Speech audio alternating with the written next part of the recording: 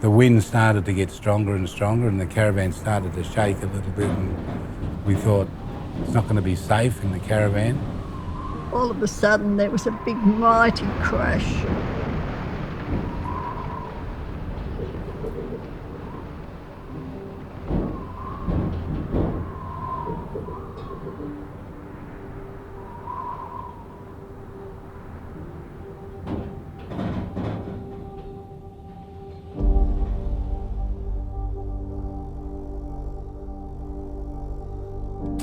I was 16, just finished year 11. We'd had a cyclone 2 weeks before, which really resulted in nothing. It was just like a big storm. And so, attitudes across the city were a little bit complacent, probably to say the least.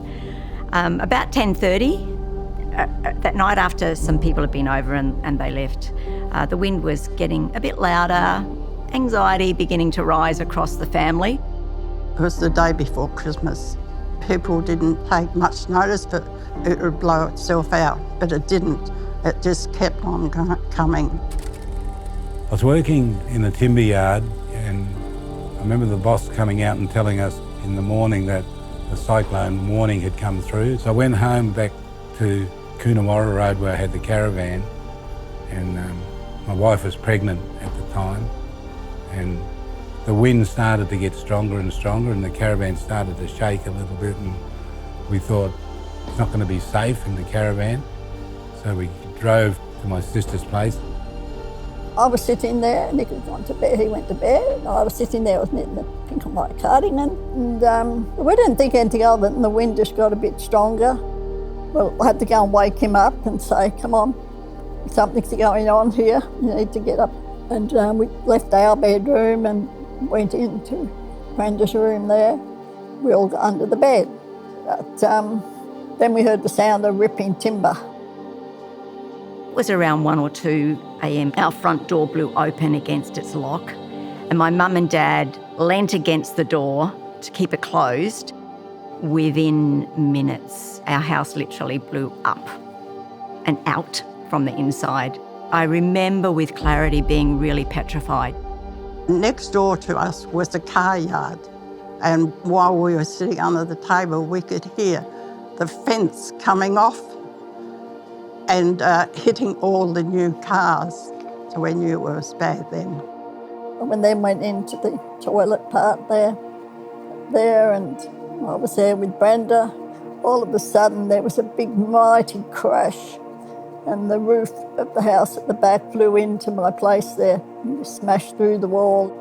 And I was thrown into the mattress there. Brenda was thrown into the mattress there, and she was screaming.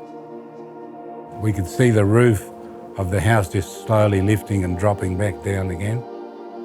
I remember looking at the window, and I could see these sheets of iron. I could hear them like screeching down the street, and sparks were flying out from them.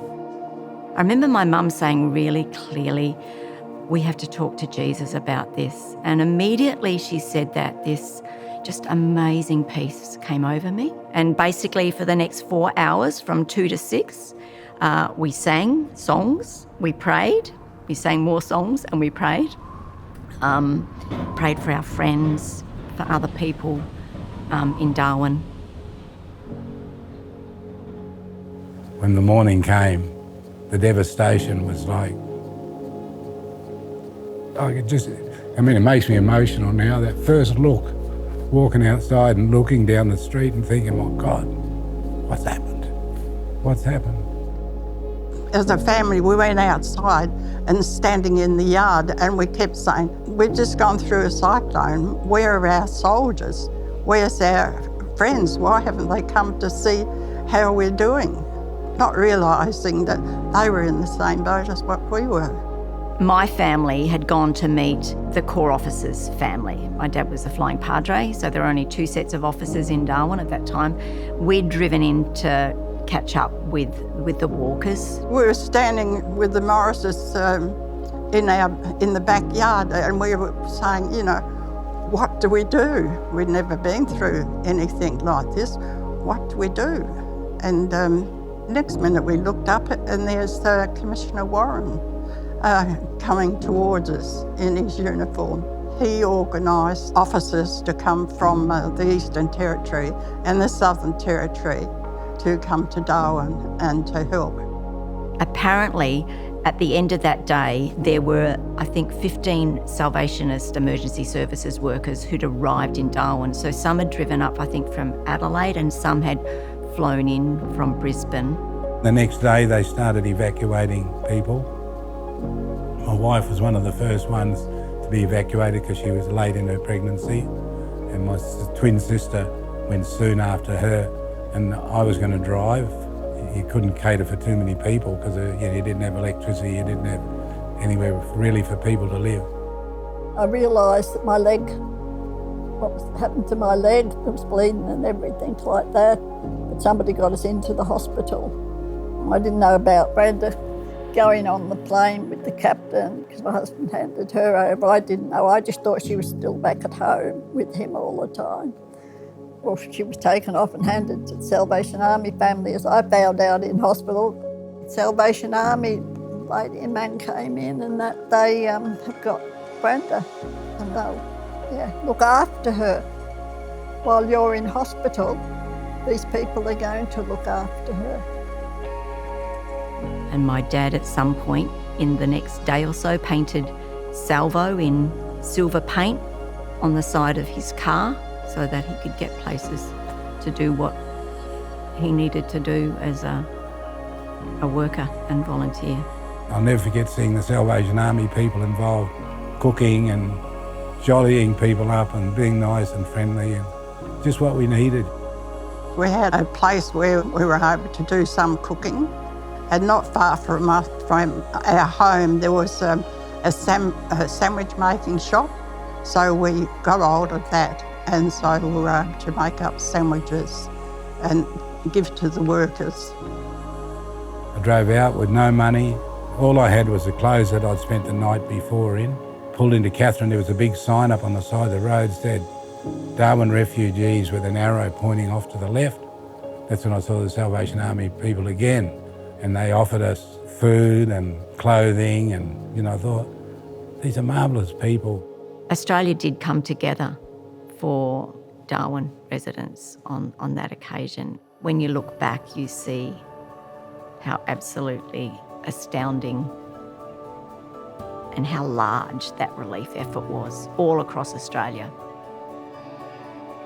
In great numbers, they were raising money and doing all sorts of things to resettle Darwin.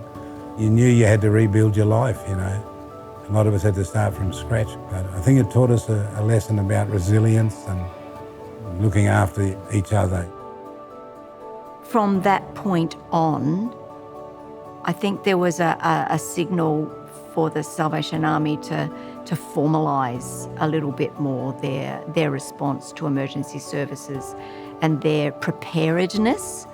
And I think that's just grown over the years to what we are today, both a compassionate but highly professional emergency services response in disasters. I'll always be available to help out the Salvation Army because that's what they did all those years ago. It's a good story to tell, and I'm glad I'm telling it to thank them for what they did to make one person, me, feel comfortable and safe and happy when I was deeply traumatised. We stayed in touch all the time. They loved her, It was just like a nan and pop. Cyclone Tracy changed me. If I hadn't had that experience, I would probably be a different person.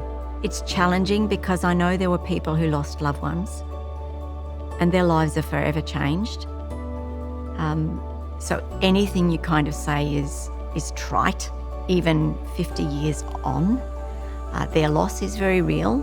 For me, it's been something that shaped my life in positive ways. For others, perhaps it's not so positive. And for those people, I think the Salvation Army would say, we're here for you.